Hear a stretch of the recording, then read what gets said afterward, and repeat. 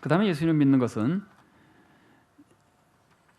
구체적인 인간 예수를 믿는 겁니다. 이건 무슨 말이냐면 실제로 인간으로 왔던 사람, 그러니까 우리가 만약에 그때 살았다면 내 옆에 있는 인간, 그것도 뭐 30대 청년, 이게 지금 우리가 30대 청년을 믿을 만한 사람으로 칩니까? 존경하고 막 그럽니까?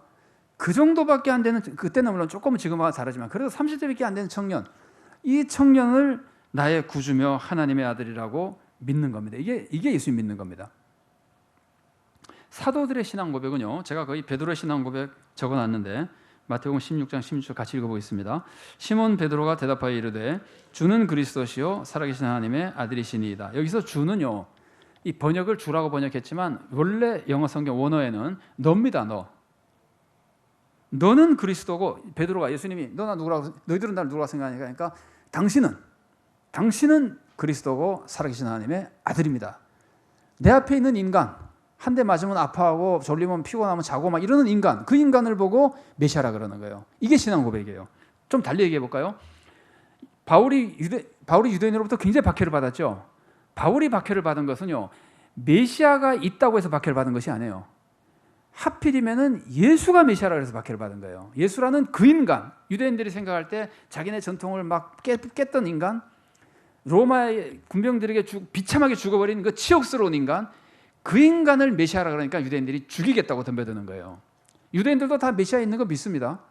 웬만한 사람 메시아라 그랬으면 그렇게 공격 안 했을 겁니다. 근데 예수님을, 인간 그 예수를 메시아라 그러니까 공격하는 거예요.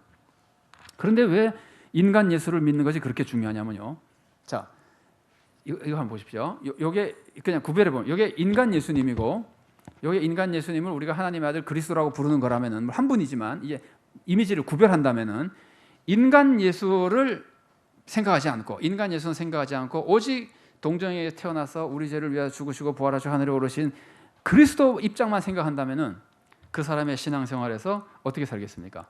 예수님이 세상에서 살았던 모습을 닮으려 그러겠습니까? 안 그러겠습니까? 안 그러죠. 신경도 안 쓰죠. 오직 주님의 십자가의 은혜만 받으려고 그러죠. 인간 예수를 믿지 않고, 인간 예수는 관심 없이 십자가의 그리스도만 믿는 사람은 그리스도로 죄 용서만 받으려고 그러는 거예요. 이 경우는 예수님의 십자가는 있습니다. 나를 위해 죽은 예수님의 십자가는 있는데 내가 지고 예수님을 따라가야 될 십자가는 없는 겁니다. 공감이 되시죠? 거꾸로 생각해 보세요. 그리스도는 생각하지 않고 인간 예수만 생각하면 뭐가 되겠어요? 예수님은 죽으려고 따라가는데 십자가는 의지하지 않는 거예요. 구원 받습니까? 못 받습니까? 못 받는 겁니다. 그래서 예수님의, 그러니까 내가 지는 십자가는 있는데 예수님 십자가가 없는 겁니다. 자, 여기서 제가 신학에 대해서 사조를 한 가지만 소개해 드리겠습니다. 여러분, 우리나라의 민중신학 아시죠? 근데 민중신학은 민중신학자들도 그러는데 뭐 세계적으로 알려져 있는 신학이긴 하지만 신학적인 그 교리나 이런 것들이 잘 정립이 안 돼 있어요. 오히려 해방신학이 더 잘 돼 있어요. 해방신학과 민중신학이 비슷한 거긴 한데 우리나라 좀 달리 민중신학이 발전하겠습니다만, 그래서 해방신학 얘기를 좀 하면은 민중신학도 마찬가지입니다.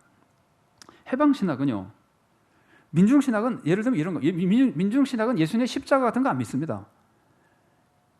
오히려 민중을 섬기고 민중에게 잘해주는 것이 참 신앙생활이라고 이렇게 생각하는 겁니다. 그 말하자면 그 구속주 예수 그리스도나 심지어 천지창조 하나님 같은 개념 같은 건 별로 중요하게 생각하지 않습니다. 뭐 부정하는 사람이 더 많을 겁니다. 아마 잘은 몰라도 그냥 민중만 잘 대하고는 뭐랄까 진짜 하나님의 나라가 이루어지고 뭐 이런 식의 하나님의 뜻이라고 생각하는 거예요. 해방신학도 비슷해요. 해방신학도 예수님의 십자가의 은혜로 인간이 용서받고 인간이 변해야 되고 거듭나고 이런 거에 대한 관심이 없고, 인간을 이 억압에서 건져주고 사랑으로 인간답게 살게 해주는 거에 관심이 있는 거예요. 그러면은 아까 제가 선지자와 구원자 얘기를 했지만 우리가 예수님을 믿으면 당연히 사람을 해방시켜줘야 됩니다. 그러나 해방시켜주는 게 믿음은 아니잖아요. 아까 제가 소개해드린 거랑 비슷하죠, 그죠? 그래서 예수님을 믿을 때는 그 인간 예수도 믿고 십자가의 은혜의 예수님, 그리스도 예수님, 십자가로 구원하신 예수님, 이 두 분을 제대로 잘 믿어야 되는 거예요. 그러니까 인간이 하나님의 아들이라고 믿어야 되는 거예요. 하나님의 아들만 믿으면 예수님을 닮는 삶이 없어져가지고 어려운 사람 봐도 관심도 없어지는 거예요. 그런데 인간만 믿으면, 인간이 우리들을 구원해 준다고 생각하면은 이 십자가나 죄 용서가 없어지는 거예요. 그건 자기는 굉장히 훌륭한 삶을 살았다고 그럴지 몰라도 구원이 없어지는 겁니다. 사람을 그렇게 가르치면 사람들이 구원을 받지 못하는 겁니다. 사회는 조금 나아질 수 있을 겁니다. 그러나 사회가 낮아지는 건 그게 하나님이 그렇게 기뻐하시는 겁니까? 사회가 낮아지는 것도 좋지만 하나님이 진짜 원하는 것은 사람이 구원받는 거거든요. 그런데 우리의 고민은 뭐냐면은, 아니 구원받으면 그 사람이 그렇게 살면 될 거 아니에요. 그런데 구원받는 사람이 그렇게 안 사니까 오히려 구원받지 못한 사람이 그렇게 사는 모습을 보여준다는 말이죠. 하려고 그러고. 이게 기독교에서 심각하게 고민해야 될 문제입니다.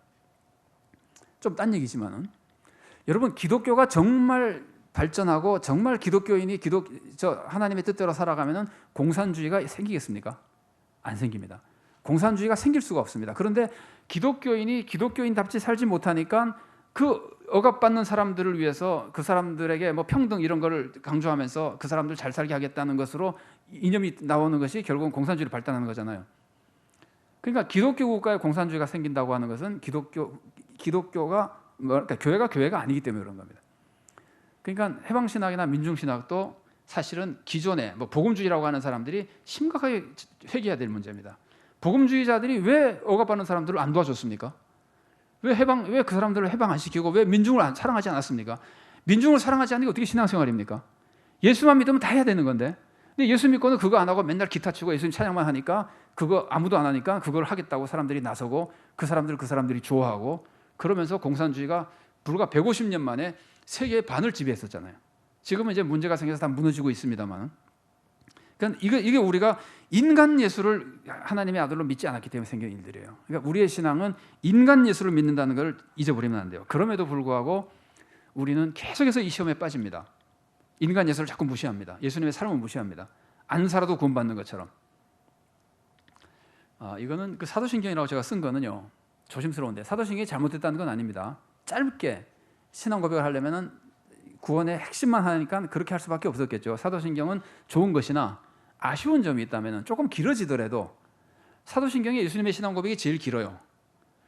하나님 한 줄 나오고 성령님은 한 단어만 나와요. 그 다음에 교회 한 단어 뭐 이렇게 쭉쭉 나오는데 예수님은 굉장히 길어요. 근데 예수님의 생애를 보세요. 성령으로 말미암아 동정녀 마리아에게서, 성령으로 잉태하여 동정녀 마리아에게서 나시고 죽으시고 나시고 죽으시고.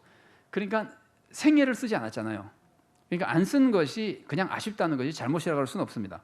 뭐 그렇게밖에 할 수 없는 뭐 형식이나 있을 수 있겠죠. 그러나 사도신경을 가지고 우리가 신앙 고백할 때, 우리가 예수님을 그런 분으로 믿지만 동시에 예수님의 삶이 예수님이 하나님을 보여주는 것이라고 하는 걸 우리가 잊어버리면 안 됩니다. 그래서 예수님의 삶을 닮아가는 삶으로 살아갈 수 있어야 됩니다. 자, 그 다음에 마지막입니다. 믿음은 능력을 입는 겁니다. 믿음은 예수님을 믿지 않는 믿음도, 신앙이 아닌 일반적인 믿음도 우리들에게 능력을 줍니다. 자, 생각해 보세요. 나는 할 수 있다 이렇게 믿는 사람은 노력을 하겠습니까? 안 하겠습니까? 하죠. 그러니까 능력이 생겨요. 할 수 있다고 생각하는 사람이 일을 더 자신 있게 할까요? 할 수 없다고 하는 사람이 할까요? 할 수 있다고 하는 사람은 노력을 해서 실력도 더 생기고 일도 실제로 더 잘합니다. 그래서 운동선수들이 그 권투나 뭐 이런 거 하면 그 트레이너들이 제일 강조하는 게 너 이긴다는 걸 강조해요. 이긴다는 걸 계속 막 최면시키듯이 해요. 그러면 그 사람이 훨씬 더 힘을 많이 내거든요. 운동선수들이 홈그라운드에서 더 잘하는 이유가 막 응원을 받으면 자기가 할 수 있는 힘이 더 많이 나서 그러는 거예요. 실력은 똑같은데. 그래서 믿으면은 모든 사람이 능력이 더 생깁니다. 신앙 아닙니다, 이거요. 이거는 신념의 힘입니다. 신념의 힘은 인간의 잠재력을 극대화시킵니다. 평안을 줘서 능력을 발휘하게 하고, 또 잠재적인 능력까지 발휘하게 하고, 그래서 신념의 힘이 극대화시키는 인간의 잠재력 중에 아마 대표적인 것이 플라시보 효과 같은 거. 약이 아닌데 약이라고 막 믿고 먹으면 병이 낫는 사람이 많잖아요. 30% 이상 효과가 있다는데, 그 다음에 피그말리온 효과 같은 거. 저 사람이 정말 잘 될 거라고 믿고 가르치면 그 사람이 진짜 막 잘 되고 이러는 거. 이게 지금 이거 신앙 아니에요. 신념이에요. 신념. 그런데 신념도 사람에게 능력을 줘요. 그런데요, 하나님을 믿는 것은 인간의 잠재력을 강화하는 것이 아니라, 하나님을 믿는 것은 하나님의 능력을 입는 겁니다. 하나님의 능력은 얼마큼 큽니까? 무한한 겁니다. 그래서 사도 바울이 말하는 겁니다. 내게 능력 주시는 자 안에서 내가 모든 것을 할 수 있느니라. 이 말씀도 사실 우리가 좀 조심해야 되는데, 이 말씀의 문맥을 보면은 내게 능력 주시는 자 안에서 내가 대통령도 될 수 있고 국회의원도 될 수 있고 뭐 장군도 될 수 있고 세계도 정복할 수 있고 뭐 갑부도 될 수 있고 그런 의미로 쓴 말은 아니에요. 이 말은요. 될 수는 있어요. 물론 하나님이 함께 하시면 이루시면은. 그러나 이 말의 본 뜻은 어떠한 곳에 내가 처할 줄 안다. 내가 부한데 처할 줄도 알고 공피에 처할 줄도 알고 가난하거나 부하거나 내가 모든 것에 일체의 비결을 배웠노라 그러잖아요. 그게 무슨 뜻이에요? 어디서나 처할 수 있다고 하는 것은 나는 어떤 형편에서도 하나님의 자녀답게 산다는 뜻이에요. 그래서 이 말씀은 내게 능력 주신 안에서 내가 모든 것을 살 수 있느니라는 말씀은 나는 언제든지 하나님의 뜻대로 살 수 있는 사람이라는 얘기를 하는 거예요. 근데 자기의 능력을 믿는 것이 아니라 주님이 나를 항상 주님의 뜻대로 살 수 있도록 이끌어 줄 수 있다는 뜻이에요. 이끌어 준다는 뜻이에요. 어쨌든 중요한 것은 하나님의 무한한 능력을 입는 겁니다. 신앙의 힘은 그래서 신념과 비교할 때 무한합니다. 기도를 통해서 능력을 입기도 하고 성령의 은사로 능력을 입기도 하고. 그래서 신념과 신앙을 제가 딱 구별하고 마무리하겠습니다. 신념도 힘을 줍니다. 신앙도 능력을 줍니다. 그런데 신념이 주는 능력은 인간의 능력을 극대화하는 거예요. 잠재력을 극대화하는 거예요. 신앙의 힘은 뭐죠? 하나님의 능력을 입는 거예요. 비교가 안 되는 거예요. 그리고 또 한 가지 결정적인 차이는 뭐냐면은 신념은 인간의 뜻을 이룹니다. 신념은 인간의 뜻을 이루고 신앙은 하나님의 뜻을 이룹니다. 그래서 우리가 세상에서 이런 말 들어보셨는지 몰라요. 그래도 종교 하나쯤은 가져야지. 그런 마음을 가지고 있는 사람은 신념의 도움을 받으려는 거예요. 종교를 가지면 신념이 더 생기니까. 우리는 그런 것이 아닙니다. 우리는 신념의 힘이 아니라 신앙의 힘으로 살아가는 겁니다. 하나님의 능력을 입고 그리고 그 입은 능력으로 오직 하나님의 뜻만 세워나가는 겁니다. 하나님의 뜻을 이루어나가는 겁니다. 이게 신앙생활의 모습입니다. 자, 우리 모두가 바른 믿음으로 구원의 길을 가고 굳건한 믿음으로 세상을 이기고 그리고 큰 믿음으로 우리의 바라는 소망을 이루어가는 복된 삶을 살아갈 수 있기를 바랍니다.